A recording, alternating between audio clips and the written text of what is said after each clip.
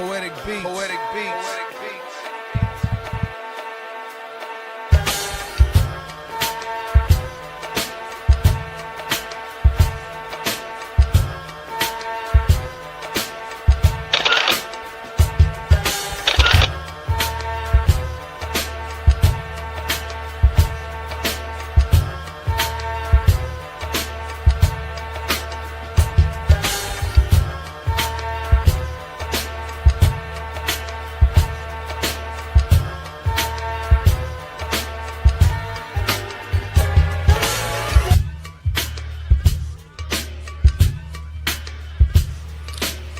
This is First GenXers.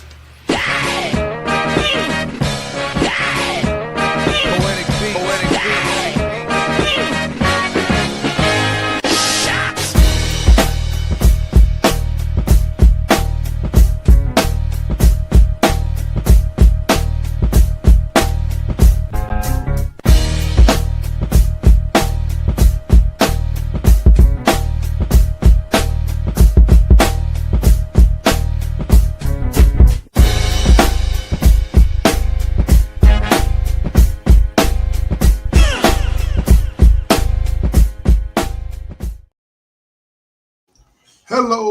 Hello, and welcome to tonight's edition of The Classroom.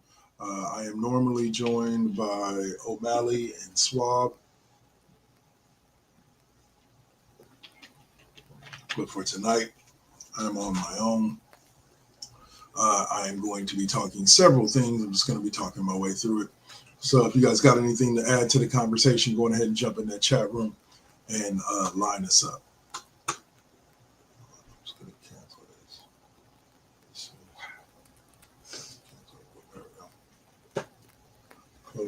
All right, there we go. That should help out a little bit if you guys are getting any stutter. There we go. All right, so again, I am Dark Lord 100, and we're going to play a little game called Sports Quiz. And the first sports quiz that comes up, it's kind of similar to our pop culture quiz. The first sports quiz that comes up, y'all, is in 1994 NBA Finals, which player missed the potential game-winning shot in Game 6 that would have forced the Game 7, sealing the Rockets' first championship. We'll get to that at the end of this block. And for right now, we'll dive into the first subject, which is NFL Week 4 and all that is going on with it. I currently have the Green Bay Dallas game currently going on in the background. But the big ones from the morning games, the Eagles remain undefeated by beating the Buccaneers. As both of them are 3-0, getting Green Eagles to 4-0. Rookie quarterback Jackson Dart led. That's the game that tripped me out. Like, the Giants controlled that game on defense and on offense, and Dart looked like a revelation. No offense to, I'll say it like this: the Dallas Cowboys defense is not that good, but I don't think he looks like that against Dallas. I don't think he does what Russell Wilson does against Dallas. But Dart is their starter, and he looked amazing today. Chiefs dominated the Ravens. Lamar Jackson left that game. It was an afternoon game, left that game. With a hamstring injury. Hopefully he's not out for a long time. Hopefully it's just a little bit. What else? The Rams gave the Colts their first loss of the season in convincing, or in last-minute fashion. They were tied 20-20. And Matthew Stafford hit Tutu Atwell for a bomb play that was just, oh my God, amazing to watch. I just hope he doesn't do that against the 49ers. Anyway, let's see. The Jaguars, with, I believe it was 4 or 5 turnovers, handed the 49ers their first loss of the season. They couldn't keep winning close ones. I think Brock Purdy threw 3 interceptions. Christian McCaffrey fumbled. Brock Purdy fumbled. Like, it just fell apart. But they say it be like that sometimes, you know, when it rains, it pours. And this is definitely one of those situations where, for this game at least, when it rains, it pours. And I believe they play the Rams, which which will be their third division game in the first 5 games next week. So the Bears secured a dramatic win over the Raiders, 25-22 or 25-23, after blocking a punt that the Raiders were tried with about 30 seconds left. We're trying to take the lead. The Bears just out there playing good football, man. They embarrassed Dallas last week. They won a close one against the Raiders this week. And the Steelers won their first international game 24-21 over the Vikings, who made it interesting. Definitely made it interesting late in the game. But unfortunately, it just, like, the Steelers were just too much. The Steelers defense, I'm going to say they had 12 sacks today. They didn't have a lot of picks and fumbles and stuff that they were getting to Carson Wentz. Not J.J. McCarthy, Carson Wentz. So those are the big games from week 4. Like I said, right now, currently we have Dallas Cowboys losing to the Green Bay Packers, a game that I hope the Green Bay Packers win, and I hate the Packers, so that should really tell you how much I hate the Cowboys. Yes, I'm a Cowboys hater. Yes, Stephen A. Smith is one of my favorite commentators because of the way he makes fun of the Cowboys. It cracks me up and it makes me laugh because, look, I'm a Niners fan. We won our last Super Bowl before the Dallas Cowboys won their last Super Bowl, which means we've gone on a Super Bowl winning drought longer than the Cowboys have. But here's two big differences about it. In the 30 years since our last Super Bowl win, which I believe was 96, so it'll be 30 years next year, the Dallas Cowboys have not even made, outside of what they won it in 90, we won it in 95. I want to say they won their last one either 96 or 99. But they've gone, ever since that last win, they haven't gone any deeper than the second round of the playoffs. Like, literally, 13-3, lost in the second round. They have not even sniffed a conference championship in damn near 30 years. So as much as, yes, I have to agree, the quest for 6 has been a long one and will continue to be. 2 things. First and foremost, at least we've been to the Super Bowl 3-4 times. Yeah, we lost, but we've been to the Super Bowl 3-4 times since then. Y'all haven't even got back to a conference championship. I'll repeat that again, conference championship. And second of all, I personally, I cannot speak for all of the 49er fans, but I personally do not go into every year saying this is our year. Just that no matter what happens this season, the quest will remain until we achieve the goal, which makes sense. But I'm not going to go in there. I'm not going to get a San Francisco with the Lombardi Trophy in 2025 tattooed on my leg because I'm not an idiot. The odds are way further against you that your team is not going to win the Super Bowl than it is that they are. Unless you're a Chiefs fan. They seem to be there every fucking year. But other than that, other than the Swifties over there in Kansas City. Hey, don't hate, bro. You don't want that hate. No, I'm not hating. I'm just saying, I'll put it to you like this. I don't like the Kansas City Chiefs so much. I call them Swifties because I prefer Taylor Swift to them. Oh, I do too, honestly. They were one of 2 teams that have kept the Niners from being at 8 Super Bowls right now. The Baltimore Ravens being the other one. 53 big sweaty dudes or Taylor Swift? Taylor Swift. Well, it's just like O'Malley said a couple of weeks ago when people were complaining about the male cheerleaders. If you're looking at a group of 30 beautiful women and two men, and you're only focused on the men, there's something wrong with you. The call is coming from inside the house, y'all. Definitely. Let's see. Justin Fields is said to have passed through concussion protocol and will start tomorrow night. So good luck to him. Coming back from concussions is never an easy thing. Tua still don't seem right after that, 3rd or 4th one that he had.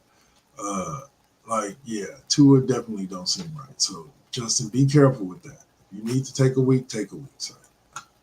So we'll see. Also in NFL news, they did announce that it will play a regular season game in Rio de Janeiro, Brazil, in 2026 as part of its international expansion plans. I'm down for this. Like, let's take the NFL all over the world. I don't know if y'all remember. I know my cohort sitting here does, but I don't know if you guys out there remember a thing called the World League. Oh yeah. And they had a team in Frankfurt, Germany, and they were playing American football. This was they had a couple of rules that were kind of tweaked, but in general they were playing American football. And it used to be fun to watch. They didn't get enough exposure. Yeah, it did. Yeah. But they had teams. I always hoped that what the NFL would do, because I believe it was backed by the NFL. I always hoped what the NFL would do was keep two of the top teams from the World League and make them NFL franchises. Well, shit. NFL Europe should have never stopped. Yeah. And it should have been NFL like Eastern Europe, Asia, Africa. Just basically what the NBA is doing. Yeah. Like there's Exactly, NBA Europe, yes. there's NBA Africa, there's NBA. And everybody plays summer ball. Yeah. You know what I mean? He's talking about everybody plays. I mean, you can't do That's that your boy in Cole, football. for those of y'all who don't know. I don't know if y'all can hear him. Faded on string. Faded. I'm faded. Faded Uncle Cole, actually. Faded Uncle Cole. There you go. Yeah. All right. So check out his YouTube or his Twitch page. And YouTube. And YouTube too. All the socials. No. But yeah, so I'm all down for Rio de Janeiro, Brazil. They did one in Detroit, or not Detroit, what was it? London. They've done Paris. Dublin was where they did. Like, to me, the NFL, here's what's funny. And y'all are gonna hate this comparison, some of y'all out there. He's talking about me. To me, when when NFL goes to other countries, it feels like the WWE going to other countries. Like it's a big spectacle for them. Like it's a once a year, once a lifetime experience.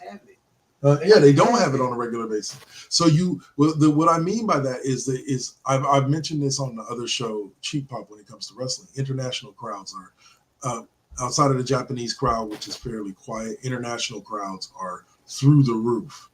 Some of the best crowds that wrestlers perform in front of, because they're enthusiastic. Like you said, they don't get it that often, so they're enthusiastic. They're rabid. They want to be a part of the show. They're chanting and they're going at it. And it was the same thing that I witnessed this morning in watching that Pittsburgh, Minnesota game. Those people, they picked a side, either Pittsburgh or Minnesota, and they cheered their heart out for that side. Even though I doubt 2% of the people that were cheering for the Vikings in the crowd are actually from Minnesota, or have been Vikings fans their whole lives. No. Same thing with the Pittsburgh fans. Maybe 2% actually have. Other than that, the rest are all people from across the pond that just pick the side and root for them the same way they root for their soccer teams. And if you've ever watched international soccer games, you know they get over the top about their teams, like to the point where it's dangerous to be a soccer athlete in some countries, because they will do things to you. I remember that dude who I forget his name, but that soccer player that flipping kicked an own goal in the World Cup, costing his team the game. I'm sorry, you gotta watch. No, hold on. And he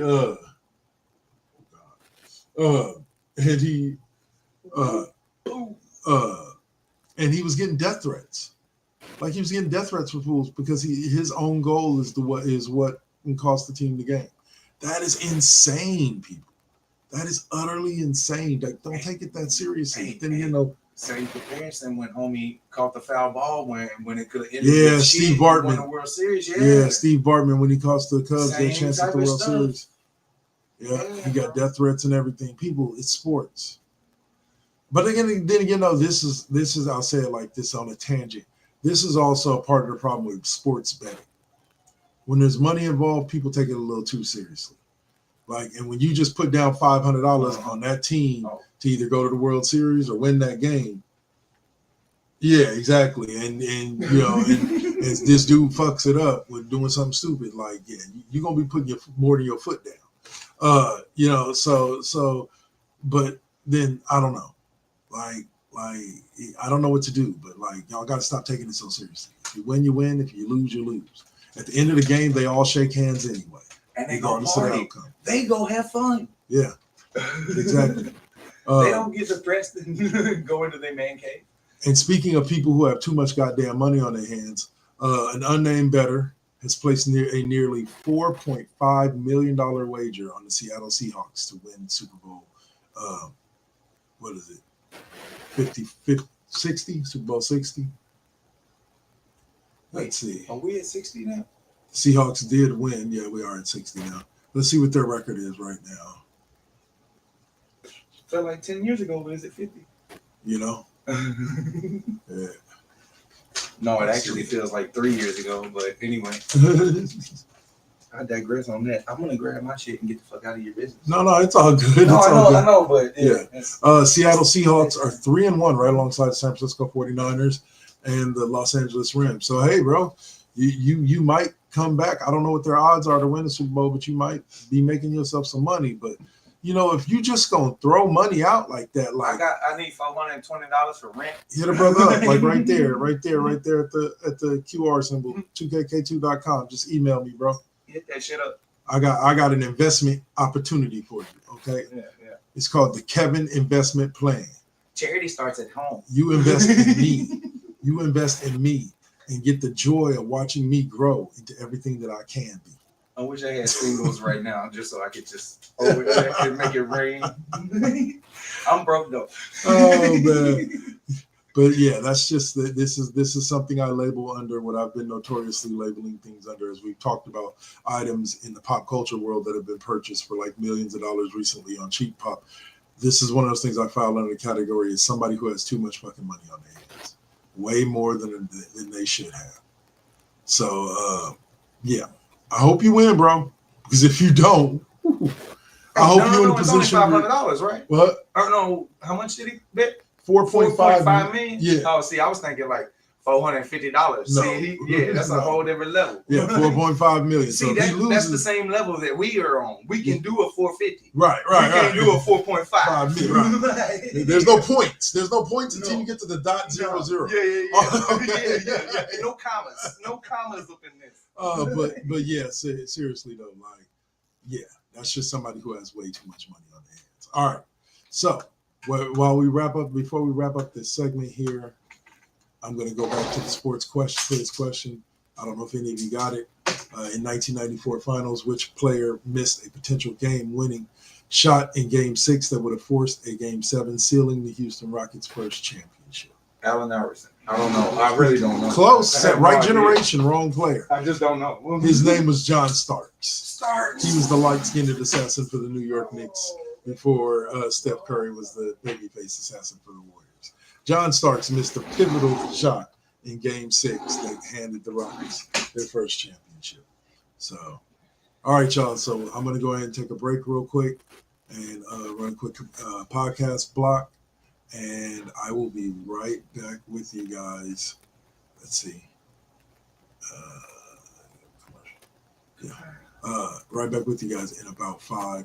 This is The Classroom, featuring today just Dark Lord 100, and the voice of Faded Uncle Cole. I'm a ghost. He's a ghost. And I will be back right after this. Hey, it's bad when you grab.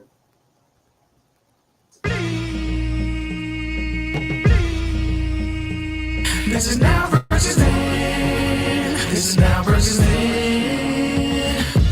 Get on your mark, let's go. This is now versus then. Burning up your radio, still turning up the heat with Poetic on the flow. Got you moving to the beats with the Saint as your host. Shout out the collective, hold it down, we gon' clown, that's the lesson. Where Generation X meets Generation Next, with them bangers from the east to the south to the west. Yeah, this how we do it in Sacktown. Slide to the studio, yup, it goes down. Everybody fall through. These beats gon' pound, waking the game up, told you it goes down. And this is only the intro. Turn the mics on, shout out to my kinfolk. Where you at, y'all? Let's get this started.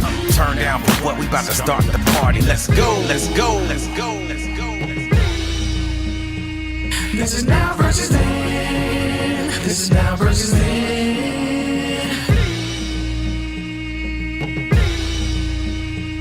This is now versus then. This is now versus then.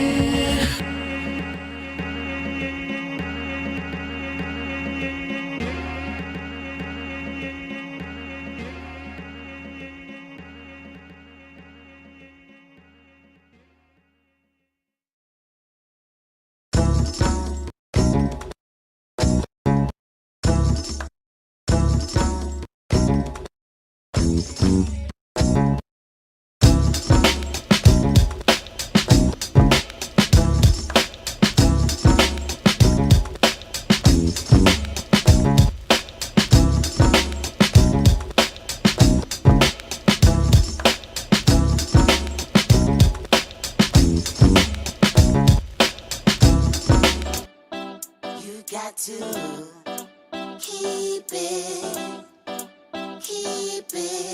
you got to keep it lovely, you got to keep it, you got to keep it lovely. Success comes right after the struggle. I ain't even giving up on whatever I wanted. The tragedies I've seen, I can't even stomach. Most of y'all weak as shit and would've started running. Every time I make it back to the crib, I'm thankful the Most High let me see all of it. Grateful I'm lovely, and I'm being real with this. Please don't judge me, I'ma stay on my shit. I'ma keep a grind mode button, push it, make it do something. No balls for me, cause I'm a loose cannon. I get to choose, camera, switch it up, look up a new banner. Keep smoking on that banner.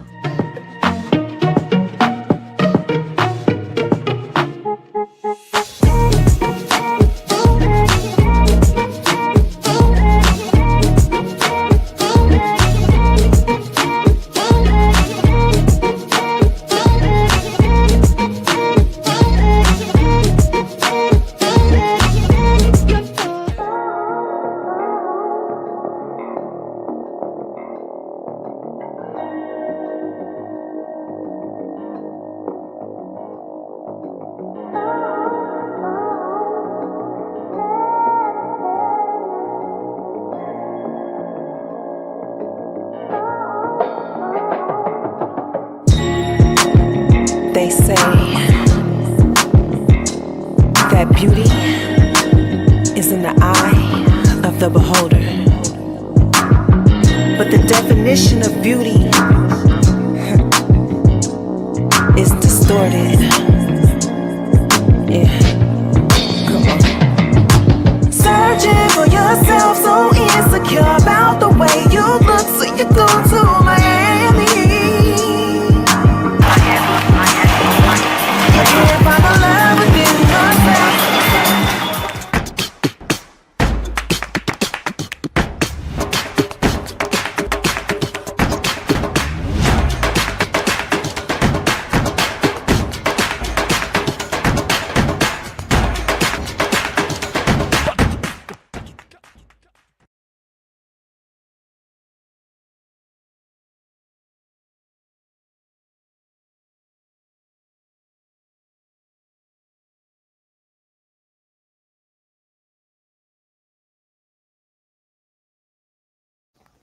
We're here to talk a little basketball. That's right. I got that basketball. Anyway, but first we're going to kick off with the sports culture quiz question or sports quiz question. Let's see if any of you guys can get it. In 1998, Mark McGwire and Sammy Sosa battled in the infamous home run chase. Who finished third in that MLB season in home runs with 56, often forgotten in the hype. Yeah, he actually had a hell of a season that year. Good evening, Electa Lady SHSM. It's me, just me, Dark Lord 100 this time. No Saint, no Rune Scryer, no O'Malley, no Suave. All right, so diving into the NBA season with training camp opening up, I believe, this week for some teams, within the next 2 weeks for all teams. You know, we're getting to find out where certain players are at and if they're even going to play this season. So the first player I want to hit on is Fred VanVleet. From the Rockets is likely to miss the entire 2025 season with a torn ACL. Torn ACLs always suck because, you're out for a while. Like Malik Neighbors just got a torn ACL today. Odds are good this kid's not going to play again this season, no matter how good or bad the Giants are. Maybe if they make it to the Super Bowl, and the same thing with the Rockets, like he's going to miss the entire regular season for sure. If the Rockets are a 2 or 3 seed, or potentially the 1 seed, and they end up coming back and being able to make it to a finals, maybe VanVleet plays in the finals because I believe he tore it earlier this year, late last year. but definitely out for a while. Next up on the ACL list is Damian Lillard. Just got back to the Trailblazers. Going to be doing his rehab. Tore his ACL when he was in Milwaukee. And it's another one that's just like, wow, dude. Like, we're going to see an entire season without a single stat line from Damian Lillard. Who could have ever told you that? You know I couldn't have told you that because, wow. In other news of West Coast teams, JJ Redick received a contract extension from the Lakers after just a single season. I would say it's deserved. Like, I want to say like they went 50 and 32 last year or something like that, like 53 and 29 or something. But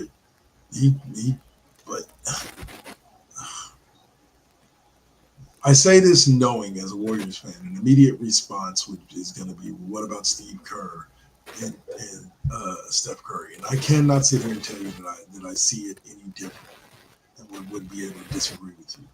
But you had LeBron James, and midway through your first season, they traded for Luka Doncic. Like, I think he definitely deserves the extension, but like, is JJ Redick really a good coach, or is he just the guy that's right for the Lakers? Because I'm not saying JJ don't know his basketball. That man knows his basketball. I would never want to debate him in basketball. He would kick my butt.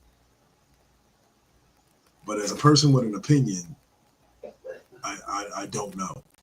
I don't know if he deserves a 4-year extension after 1 year. I forget what the original contract he signed was anyway. I believe he originally was signed to a 4-year deal. So they basically just added an extra year. Unless they're talking about an extension that begins when the first contract ends. But all right, Lakers. Hopefully it leads to something good for you. You got a great team. And you got a bunch of good players. So let's see if JJ can make it work. Is JJ the next Phil Jackson or Steve Kerr? Because I will say that Steve Kerr came into a very talented team that was already kind of established, not as a winning culture, but as moving in that direction, and he took it over and took it to the next level. But Mark Jackson built that team from square one. So again, let's see what JJ is going to do this year. I will be impressed if the Lakers are top 4 seed, but we'll see. I believe they finished 5th last year. I don't remember. All right, so in golf news, USA was beat down on Bethpage Black by the European team, with the event marked by heated exchanges and overall dominant performance by the European team. Man, I tell you, these boys from around the world are catching up to our boys when it comes to golf.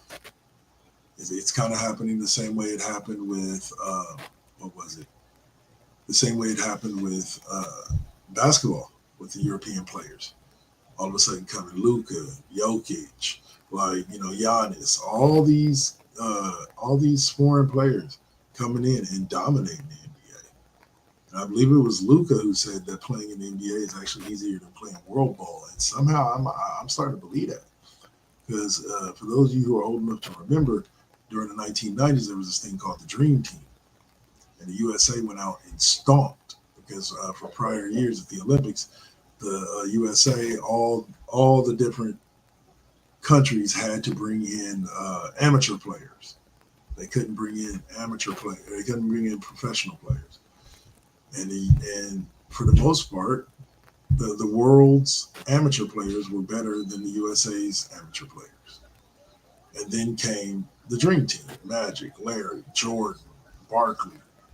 And they won every game by like an average. They won several games by 60, 70 points and won by an average of like 40. And they were just out there messing around. But in the years since, if you watch the Olympics, the world has started to catch up. And I believe something similar is happening in golf. The world is starting to catch up. Some of the more dominant players have always come from the U.S. Jack Nicholson, Tiger Woods, etc. But these guys are, yeah, these guys are catching up and they're being cocky about it. People may not like it, but here they come. If you don't want them to do it, stop them. I did want to touch on one other basketball subject. As Jonathan Kuminga skipped a team mini camp due to contract negotiations. Look, we've talked about this subject ad nauseum. In my personal opinion, it's just time for Jonathan Kuminga to either sign the qualifying offer or sign the 3-year deal for $75 million, and just come play. Sign if you really want to be out of here that bad. Sign the qualifying offer. Come play one last year. Put your heart into it. Show your worth, and the next year you can go on to being a top tier player or someplace else. But in no way, please keep dragging this out and missing camp. Because man, look, you're a damn good player, athletic as hell, but you still got stuff you got to work on. You can't do that if you ain't on the court. You ain't on the court playing. So I know I'm not one to give advice. I shouldn't be one to give advice to Jonathan Kuminga because I've never played basketball at a professional level in my life. I would give him that advice. Sign one of the 3 contracts that are sitting in front of you. Get in the gym and show them why you should be paid more or why they should want to keep you. All right, let's move on. We did Europe. Okay, here's a good one. With the MLB playoffs on the horizon, the record-setting performers, the Yankees' Aaron Judge became the tallest MLB batting champ in history, and the Mariners catcher Cal Raleigh also made history by hitting his 59th and 60th homers. That happened this week. Man, I tell you, those guys, Aaron Judge, man, if you were to sculpt one of the best basketball players in the history, or not basketball, baseball players, as far as like their build, their makeup, if you were to draw one of those or design one of those, Aaron Judge would be 90% of what you drew, because he is. I'll say he is everything you could want in a baseball player. He plays third base. He can hit easily 40 home runs in the season, 40, 50 home runs in the season. And yeah, he's an amazing player. So, and then you look at Cal Raleigh. I remember when they brought him up first. I believe it was last year before last. But now the kid's hitting 60 home runs. He came up as a power hitter. People expected him to be able to kick the ball out or hit the ball out, and he did quite a bit. So, all right, last thing we're going to take a look at is we are in the WNBA playoffs, and as we told you guys, we are down to the semifinals, and as of right now, in a best of 5, it looks like the Mercury have a 2-1 lead on the Lynx. And the Vegas Aces and the Indiana Fever are tied 2-2. With Game 5 being Tuesday, so their clincher will be Tuesday. And the Lynx and Mercury are playing right now, and it looks like the Lynx are currently up, looking to tie the series. So WNBA looks like it's going to be, I'm hoping for the Lynx and the Fever. I think that'll be a very interesting thing. And if the Fever win the championship without Caitlin Clark, imagine how much better they'll be when she comes back from whatever she's dealing with. So, all right, y'all. So let's get back one more time to that sports question or sports quiz, and then we will be closing out. It's going to be a short episode since it's just me tonight. But the quiz question was, in 1998, Mark McGwire and Sammy Sosa battled in front in a famous home run chase. Who finished third in that MLB season in home runs with 56 and is often forgotten in the hype? Drum roll, please. The answer is the man who has the sweetest swing in all of baseball that I've ever seen. Ken Griffey Jr. That's right. Ken Griffey Jr. finished that season with 56 home runs. coming in third to McGuire's, I believe 72, and Sosa's 60, like 63, 65, somewhere around there. But all right, y'all, so that's going to do it for me for today. I hope you guys have enjoyed listening to me ramble on about this with you, Faded Uncle Cole, who's on right now, if you want to check him out, and others. And I hope to see you guys again next week. Hopefully I'll be in awesome. Yeah, I got a lot of hope. I'll be doing a stream later on this week as well, video game stream for my YouTube viewers and for our Twitch viewers. So have a great day, y'all. Have a great day. This will be Dark Lord 100 with the Classroom signing off. Peace.